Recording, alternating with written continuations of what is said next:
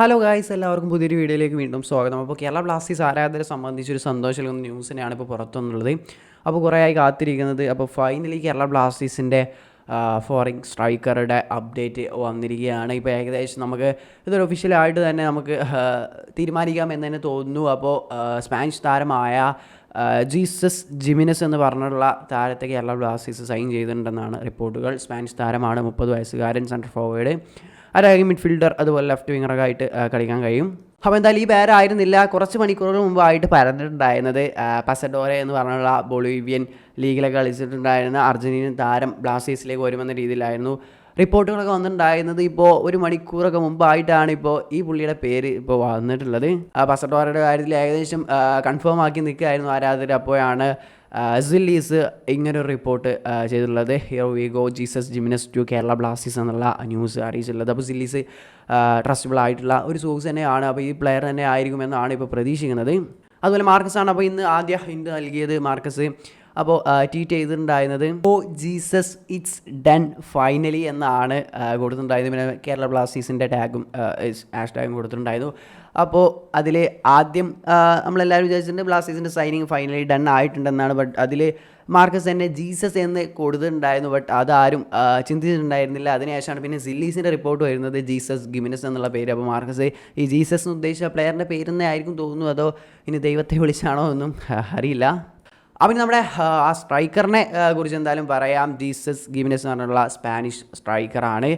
അപ്പോൾ പുള്ളി നിലവിൽ 2025 വരെ നിലവിൽ കളിച്ചുകൊണ്ടിരിക്കുന്ന OFI ക്രെറ്റെ FC കരാറുണ്ട്. ഇപ്പോൾ എങ്ങനെയാണ് ബ്ലാസ്റ്റേഴ്സ് ടീമിലേക്ക് എത്തിക്കാൻ പോകുന്നത് അറിയില്ല. ഇനി ട്രാൻസ്ഫർ ഫീ ഒക്കെ നൽകി സ്വന്തമാക്കിയതാണോ അതോ ഇനി ലോൺ കാലാവധിയിലാണോ? ബ്ലാസ്റ്റേഴ്സിൻ്റെ ഭാഗത്തു നിന്നുള്ള ഒഫീഷ്യൽ അനൗൺസ്മെൻറ്റ് വന്നിട്ടില്ലല്ലോ. ഈ പ്ലെയറിനെ ആണെന്നാണ് ഇപ്പോൾ ഏകദേശം ഒരു കൺഫർമേഷനിൽ നിൽക്കണം. ഇനിയും മാറുമോ എന്നുള്ളത് അറിയില്ല. ബട്ട് ഈ പ്ലെയറിനെ ആണെന്നാണ് ഇപ്പോൾ ലേറ്റസ്റ്റ് ആയിട്ട് നല്ല ട്രസ്റ്റബിൾ ആയിട്ടുള്ള സോഴ്സിൽ നിന്നൊക്കെ വരുന്നത്. അപ്പോൾ ഈ ക്ലബ്ബും നിങ്ങൾക്ക് കുറച്ച് പരിചയമുള്ള ക്ലബ്ബ് തന്നെ ആയിരിക്കും. OFI ക്രെറ്റെ FC എന്നുള്ളത് നമ്മുടെ കേരള ബ്ലാസ്റ്റേഴ്സിൻ്റെ മലയാളി താരമായ വിപിൻ മോഹനൻ ചെറിയ ട്രയൽസ് അങ്ങനെ പ്രാക്ടീസിനൊക്കെ പോയിരുന്ന ഒരു ക്ലബ്ബാണ്.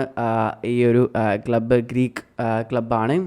അപ്പോൾ അവിടെ പുള്ളിക്ക് അത്ര വലിയ ചാൻസ് ഒന്നും കിട്ടുന്നില്ല തോന്നുന്നു. ആകെ 2 മത്സരം കളിച്ച് അതിൽ തന്നെ എത്ര 31 മിനിറ്റാണ് കളിച്ചിട്ടുള്ളത്. ഇപ്പോൾ ലാസ്റ്റ് 2 സീസണൊക്കെ നോക്കുകയാണെങ്കിൽ അത്ര വലിയ സ്റ്റാറ്റ്സും കാര്യങ്ങളൊന്നും താരത്തിന് പറയാനില്ല. എന്തോ 2 ഗോൾ എന്തോ അടിച്ചിട്ടുള്ളൂ ലാസ്റ്റ് 2 സീസണിന്. അപ്പോൾ അതിലൊന്നും വലിയ കാര്യം ഉണ്ടെന്ന് തോന്നുന്നില്ല എനിക്ക്.